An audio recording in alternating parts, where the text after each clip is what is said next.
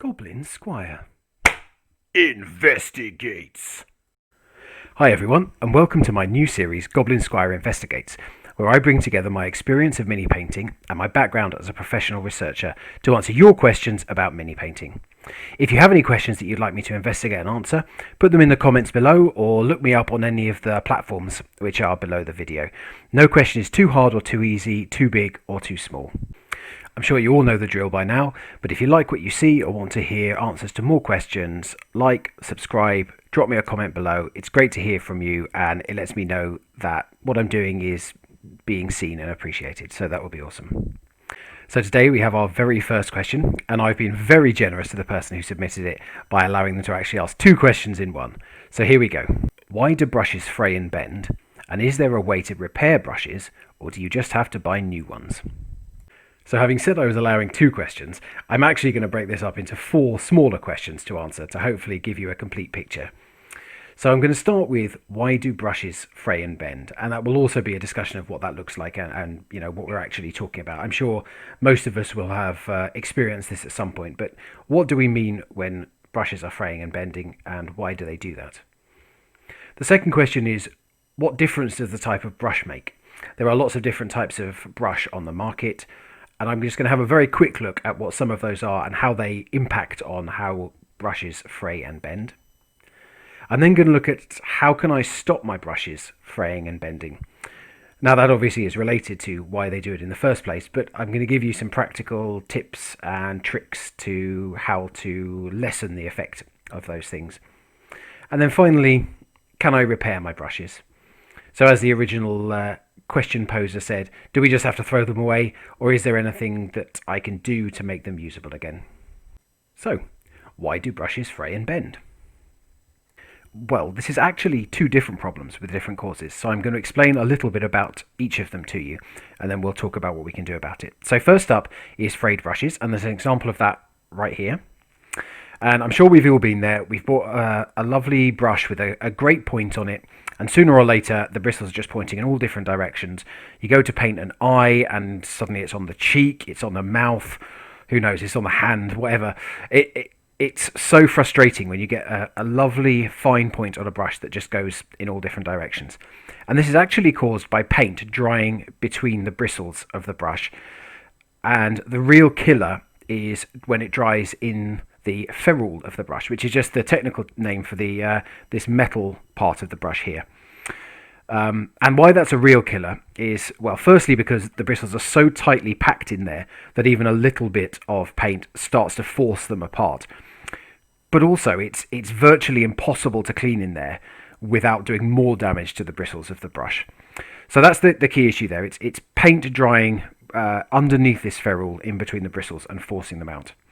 The bending issue is actually more about the drying of water. So as a brush, and again you can see that right here, as a brush starts to take some wear and tear to it, it starts to degrade the outside parts of the bristles, and then they dry at different rates. So what that means is that they just start to bend off slightly in one direction. And again, incredibly frustrating. I did hear someone suggest that you could use them to paint around corners in particularly tight spaces, but it's not what we want from a fine brush. So how can we stop this from happening? Well, first of all, I'm going to talk a little bit about the different kinds of brushes and the difference that makes to these issues. What difference does the type of brush make? There are two broad categories of paintbrush that we use for miniatures. One is synthetic, and the other is made using animal hair, and primarily Kolinsky sable. That's the main one and generally seem to be the best one. But what's the difference between them? Well, I mean, first up, obviously where they come from, but the synthetic ones are generally made of nylon or a similar material to that and have a coating on them. So as you use them and, I mean, damage them, but in everyday use, that outside coating starts to break down. And that's where the drying and the pointing off in different directions comes in. So that's really an issue for synthetic brushes. It's not one you really see in the hair brushes. Not a hairbrush, brush with hair in it.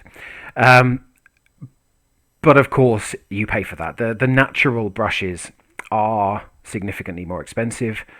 They also, obviously, if you're a vegan, if you don't want to use animal products, there is an issue there.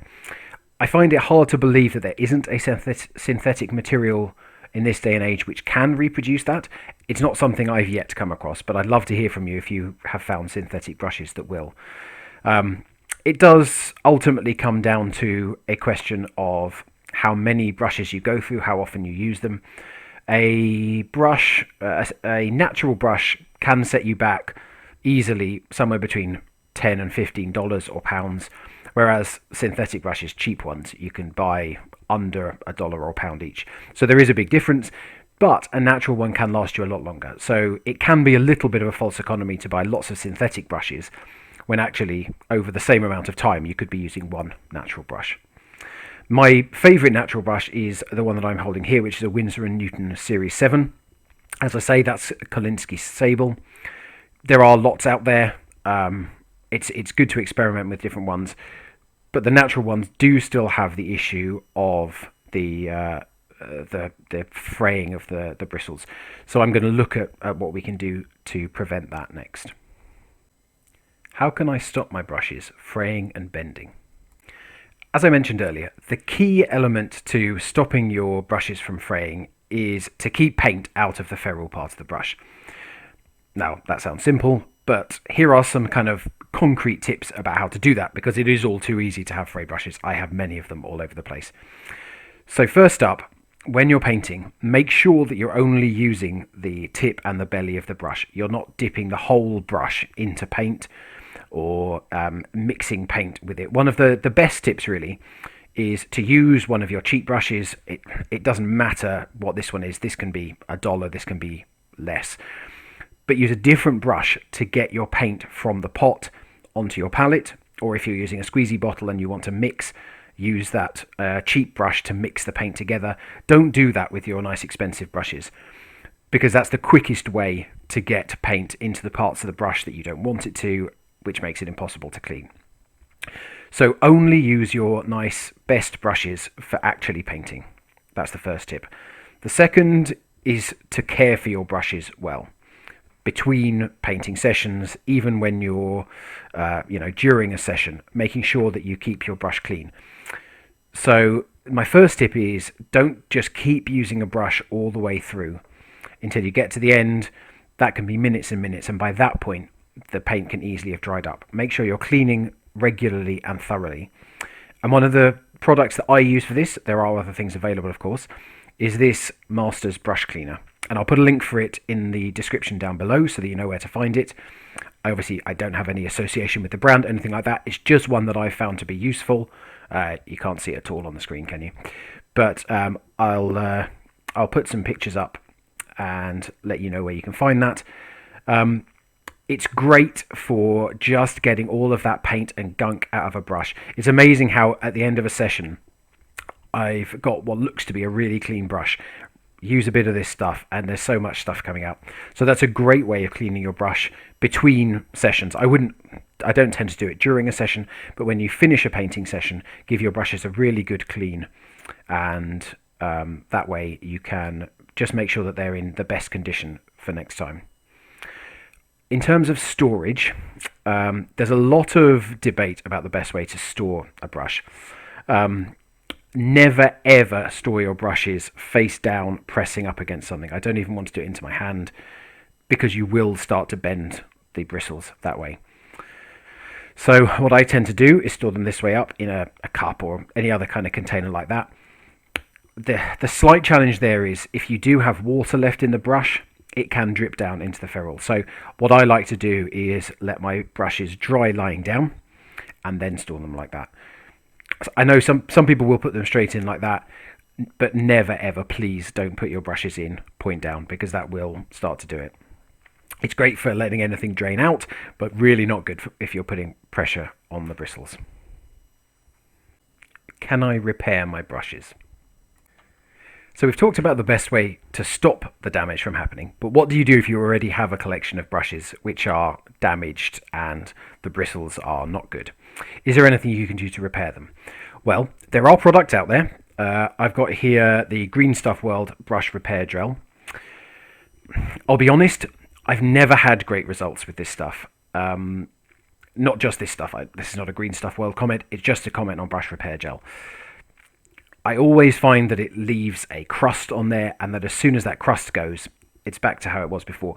That said, there are a lot of people out there on the internet who have found these things to be very useful and have repaired many a brush with it.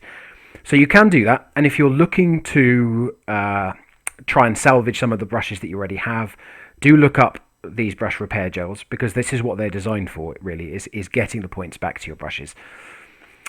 But really, your best bet is to save the brushes early and not have to worry about this, if at all possible, because it would be a lie to say that this gets things to as good as new. So I hope that was helpful. As I said before, do let me know if you have any comments or thoughts about this. This is my first video, so constructive feedback is appreciated. But please do like, comment, subscribe if you'd like to hear more answers to questions, and I'd love to hear your questions from you.